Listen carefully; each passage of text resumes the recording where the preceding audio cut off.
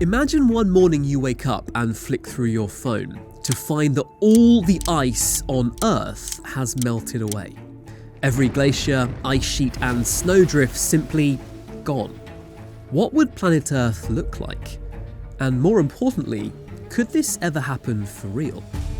I'm James Stewart and you're watching Astrum Earth.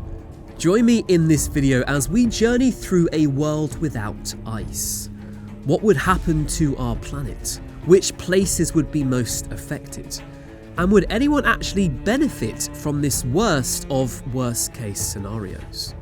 Whilst this would mean misery for billions, there are always some that seek to benefit.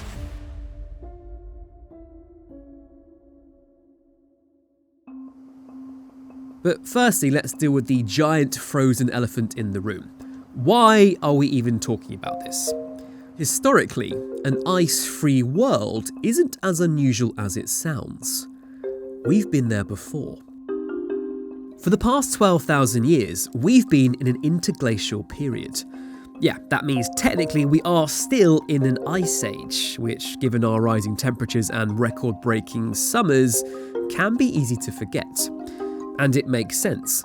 Compared to previous ice ages, the average temperatures are higher and ice sheets smaller. But in the interglacial period before this one, around 130,000 years ago, things were even warmer than they are today. Temperatures were 2 degrees above pre-industrial levels, and sea levels stood 6.6 to 9 meters higher than they are right now, mainly due to melt from the Greenland and West Antarctic ice sheets. But it's when we go even further back that things get really interesting. Today, Antarctica is Earth's biggest ice sheet. But if you were to stand on it 100 million years ago, there wouldn't be a snowflake in sight. Instead, you'd be in a dense subtropical forest, much like those now found on New Zealand's North Island. Sea levels at this time peaked at around 200 metres, the highest they've been in the last 540 million years. All over this ancient continent, plants thrived under the quite bizarre conditions of 24-hour sun in the summer, followed by 6 months of darkness in the winter. Antarctica was alive with more than just vegetation too. Fossil records show that dinosaurs roamed the lands. It was home to a 4-metre-long armoured ankylosaurus, gigantic, long-necked sauropods, and many more. This period, 100 to 66 million years ago, when the land dinosaurs all died out, is the last time we are certain the Earth was entirely ice-free. Clearly, today, things are very different. The once green terrain of Antarctica is now covered by an ice sheet larger than the area of the USA and Mexico combined, measuring an incredible 4.9 kilometres at its thickest point, and holding around 60% of the Earth's total fresh water. Greenland chips in another 8 to 10%, and the rest is made up of mountain glaciers, small caps, and finally, the cryosphere, all the other frozen parts of the planet, sea ice, snow cover, and the vast areas of frozen ground called permafrost. So let's get into what happens if all of that vanishes. Perhaps the first thing that springs to mind is the rise in global sea levels, and just how big an impact that would have. At the time of the last dinosaurs, sea levels were a staggering 66 metres above what they are today, making them almost shoulder height with the Statue of Liberty. And if all the ice melted today, the same would happen again. The majority of that water, of course, comes from Antarctica, which alone would cause a 58-metre sea level rise globally if it melted. When you add in all the other ice on Earth, sea level rise gets to around 71 metres, and the world map gets a brutal redesign. Nearly every single coastline would be plunged beneath the waves, wiping out major cities everywhere. On the west coast of the United States, Los Angeles would be underwater, and San Francisco would become its own island. The East Coast wouldn't fare much better either. The entire states of Florida, New York, and even Washington, D.C. would vanish. In Europe, we'd lose the entirety of the Netherlands, all of Denmark, and nearly half of Belgium. The UK, where I currently live, would become an archipelago, and the city I call home, London, would be no more. And further east, the Black and Caspian Seas would connect for the first time in 5.5 million years, freeing up Kazakhstan, Uzbekistan, Turkmenistan and Azerbaijan to be landlocked no more.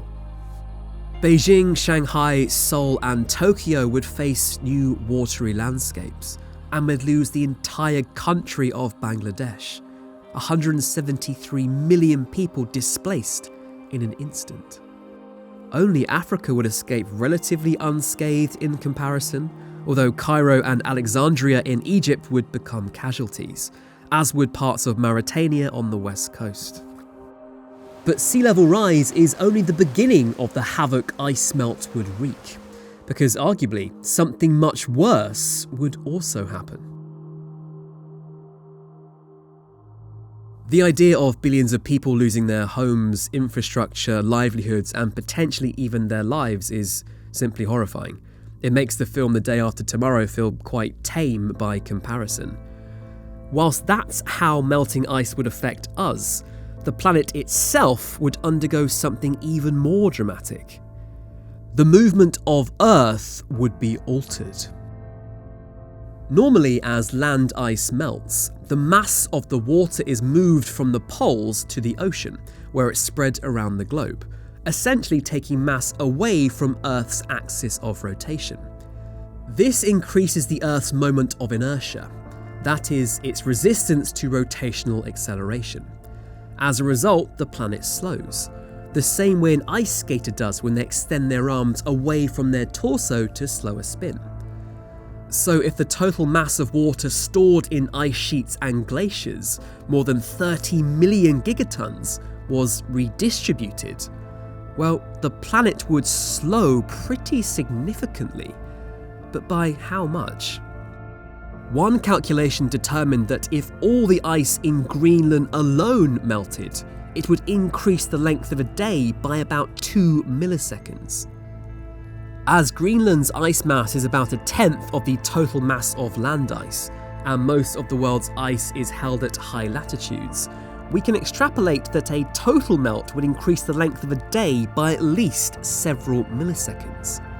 Now, that may seem small and benign in our fast-paced world, but it's comparable to how much the moon slows down Earth over a century thanks to tidal friction. Although almost imperceptible to humans, technologies that rely on precise timekeeping, such as GPS, satellites, flights, and even space travel, will be sent into complete disarray. Speed of rotation isn't the only change. Shifts in mass cause the planet to wobble, moving the Earth's spin axis slightly from the imaginary line connecting the geographic north and south poles, in a process called polar motion. A slight shift in polar motion, or axial tilt, could trigger changes to climate, seasons, weather patterns, and even ocean currents, with effects ranging from subtle to dramatic depending on the degree and speed of the shift. Northern latitudes, for example, might see longer, hotter summers, while southern regions could get harsher winters. Ocean currents such as the Gulf Stream or even the AMOC, driven by Earth's rotation, could veer off course. A slight tilt might disrupt the jet stream, leading to erratic storms. Think more hurricanes in unexpected spots or prolonged droughts. In short, these seemingly subtle changes would have huge ripple effects for those of us left here on Earth, and things don't stop there. Without massive ice sheets pushing down on Greenland and Antarctica, the land below starts a slow comeback in a process known as glacial isostatic adjustment. Imagine the Earth's crust like a squishy mattress under a heavy duvet. Well, that gigaton weight presses it down, making the edges bulge out. Ice acts over thousands of years, turning the solid crust into something more like thick honey, viscous and flowy. So what happens when you remove the ice? The depressed spots bounce back up, while the bulgy edges sink. It's like your memory foam bed reshaping after you get up, but on a planetary scale. Normally it takes millennia. In our hypothetical scenario, who knows? Amazingly, this process is actually happening as I speak. In Scandinavia, people noticed their shoreline shifting centuries ago. The ancient port of Osthammar in Sweden became landlocked by 1491, and so the whole town was moved as a result. In the 1700s, scientists carved sea level marks on rocks and tracked the changes. In the Gulf of Bothnia, sea levels were dropping 1.4 centimetres a year, but it varied at different points, proving it was the land rising unevenly. But why? Well, during the last glacial maximum, about 21,000 years ago, huge ice sheets blanketed northern Europe and North America. As they melted, the squished land started popping back up, and so Scandinavia is still rising today. So back to our ice melting scenario. The underlying continents which previously had ice on them would undergo post-glacial rebound on an enormous scale. Precisely how much the land would change shape and the impact this would have on local sea levels is not yet known. Calculations require greater understanding of the mantle beneath Greenland and Antarctica, as well as more exact dates of when the ice sheets first covered the land. What we do know is that sea levels would continue changing for a long time after all the water has reached the sea. In the shorter term, the immense ice loss would instantly reconfigure the Earth's gravitational field. This could amplify sea levels in the tropics, making a 66-metre sea level rise even more catastrophic for those living near the equator. Whichever way you look at it, it's not good news. But believe it or not, there are some people that might disagree. And I think one thing we can all agree on is we'd really like to make sure this does not come even vaguely close to happening. And the good news is I have something you can do right now to help. Our friends at Planet Wild are a community-based nature protection organisation. Think of them like crowdfunding, but for nature. The way it works is each month their community funds a project to restore nature around the world, and then they document it with a YouTube video report, so you can see the impact of your contribution in real time. It's actually their transparency that inspired us to become members in the first place. I loved one of their recent missions where they used a new piece of tech to help defend the last of Europe's ancient forests before they vanish. It was so cool, and you can help missions just like this right now. Give whatever amount you want, big or small, and you can cancel at any time. In fact, I love what they do so much, I've actually got a special treat just for you.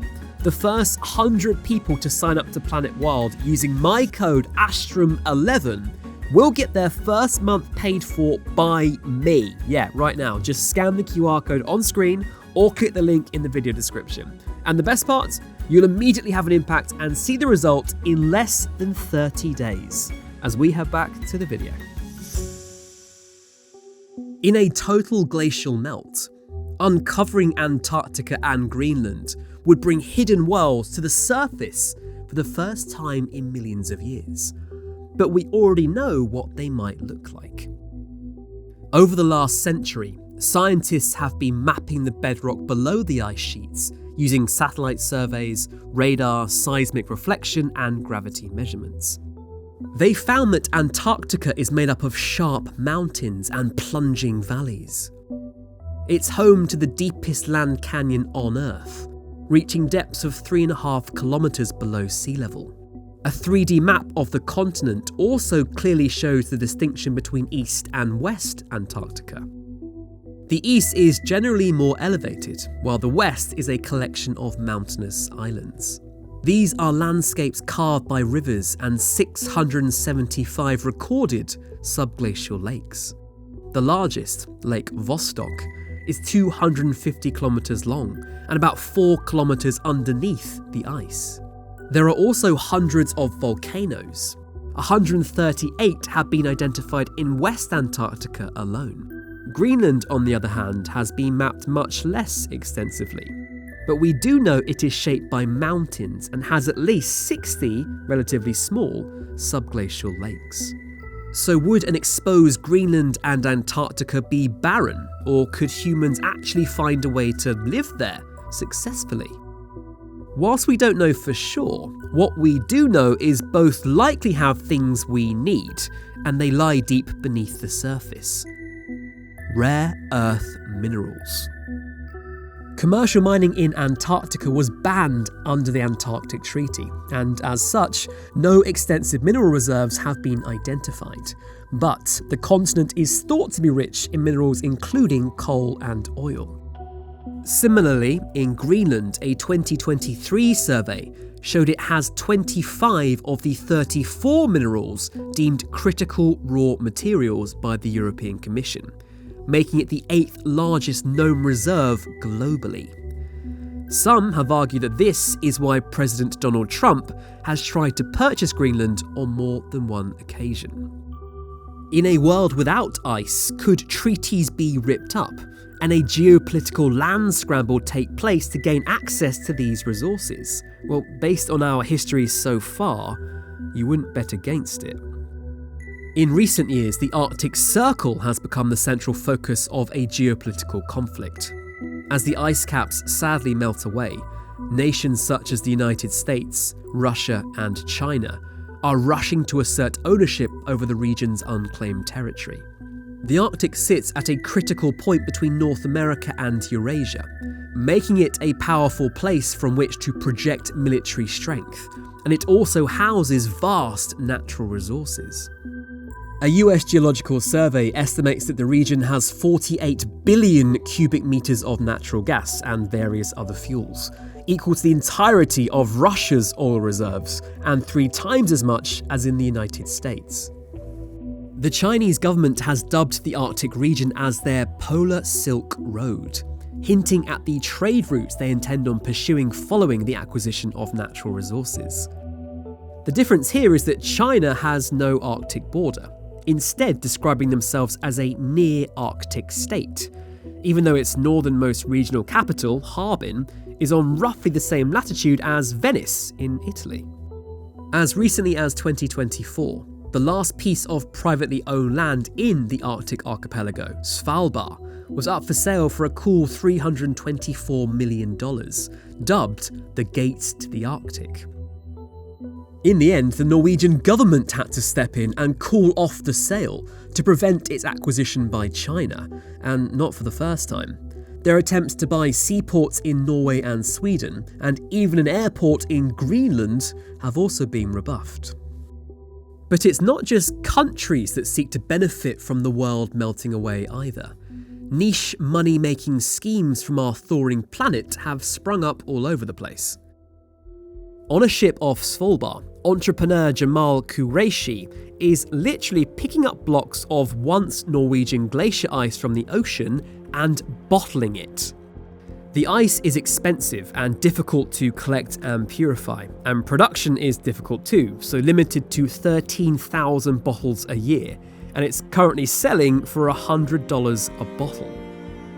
In the Yakutia region of Russia, the permafrost is melting, and it's revealing 11,000-year-old mammoth remains.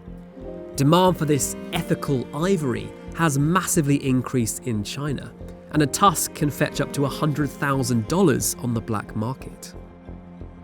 The people who collect these fossilized remains are known as tuskers. Carrying powerful firefighter pumps on their backs, they carve out enormous 180 feet long tunnels under the frozen ground to extract the bones.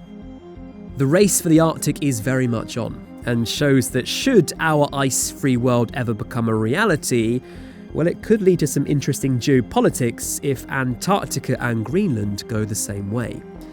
But this is purely theoretical, a ridiculous what-if that could never happen, right? Well, the short answer is no, certainly not in many of our lifetimes at least. The longer answer is that total ice melt is very, very unlikely, but we could get close, maybe a little too close. As we've seen, significant cryosphere loss has happened before, most recently in the last interglacial period 130,000 years ago. We know this because there's evidence of sea levels being 6 to 9 metres higher than today, meaning a large melt of the Greenland and West Antarctic ice sheets must have occurred in the past. Global average temperatures in the last interglacial period were 2 degrees above pre-industrial levels, think from 1900 onwards, and we're already at 1.1 degrees higher now. This is down to human activities, principally greenhouse gas emissions. If our emissions continue at their current high level, the Intergovernmental Panel for Climate Change, the IPCC, predicts an overall temperature increase between 3.3 and 5.7 degrees by 2100. Worryingly, the most recent IPCC report noted that sustaining the lower level of this warming, between 2 and 3 degrees, could eventually lead to an almost complete and irreversible loss of the Greenland and West Antarctic ice sheets. This would cause at least 13 metres of global sea level rise.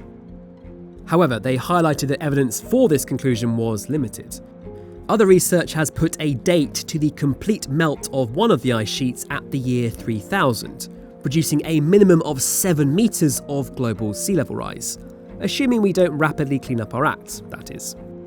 1,000 years might feel far away in the scope of our lives, but in the usual timeframes of climate change and indeed glaciology, this is incredibly fast. Even in the timeframe of human history, this is unprecedented. Remember, we're technically still in an ice age and have had a relatively stable climate for the past 12,000 years. So both Greenland and the West Antarctic ice sheet could melt under sustained warming conditions. But what about the much larger East Antarctic ice sheet? We don't think it's been ice-free in 66 million years, but there are big uncertainties under rapid global warming. With limited observations, our models of ice sheet processes and interactions with the ocean, atmosphere and bedrock are incomplete. For instance, warm ocean water can melt the base of ice shelves, which accelerates the glacier's retreat. But as ice melts, the elastic rebound of bedrock causes local sea level to fall and can stabilise the ice shelves.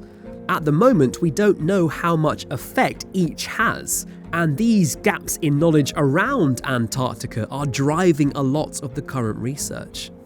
There isn't time in this video to also flesh out other impacts like permafrost feedback and the slowing of the AMOC, but luckily we have a full video on this if you'd like more information. There are a lot of small-scale processes that all play a part. Positive feedback mechanisms in the cryosphere, think changes in albedo, greenhouse gas emissions and ocean heat circulation. Well, all those things create positive feedback mechanisms that accelerate ice loss. This means that each level of melt can lead to even more dramatic consequences. These non-linear responses to ice melt have to be accounted for in climate models to determine the full extent of the impacts, but at the moment we're still working it out. So what's the key to stopping all this and keeping this scenario hypothetical? Well, you already know the answer to this, I'm sure. Significantly reducing greenhouse gas emissions and slowing the temperature rise as soon as possible.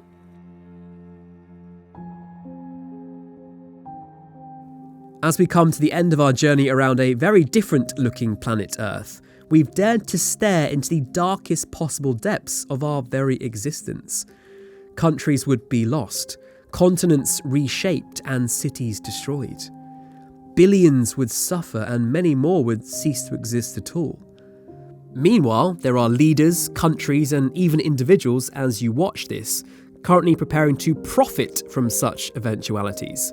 Some are even doing so already. To be honest with you, when I first started writing this video, an ice-free world felt almost novel, a sort of silly hypothetical game of chance. But the more I've peeled back the layers and seen what would actually happen, the closer this terrifying reality seems to get, and the more urgent the situation has become. Fortunately, there is still time to make a change, and make this hypothetical world just that. If you learned something from this video or you found it interesting, it would really help us as a new channel if you could hit the hype button under the video and get it hyped. This lets YouTube know you like our content. That means hopefully others get to enjoy it too. Thanks so much for watching and we'll see you next time.